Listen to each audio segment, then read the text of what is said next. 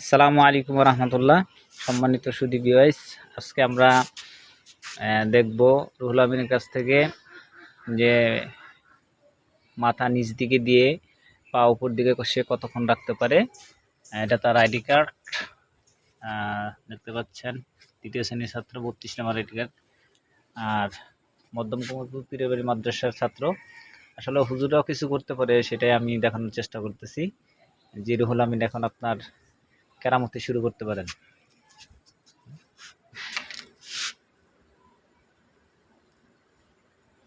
দেখছেন ছাত্ররা, দেখুন সে আসলে কতটা টেকনিশিয়াল। আসলে আমার পক্ষে সম্ভব না, অনেকক্ষণ যাবত আছে। আমরা দেখতে পাচ্ছেন তিনি একবার মাথায় ভর করে শূন্যর উপরে আছে। পাগুলো আর দুইটা এক সমান করো, পা দুটো এক সমান করেন দেখি। গুড, আরেকটু। হ্যাঁ, নাইস।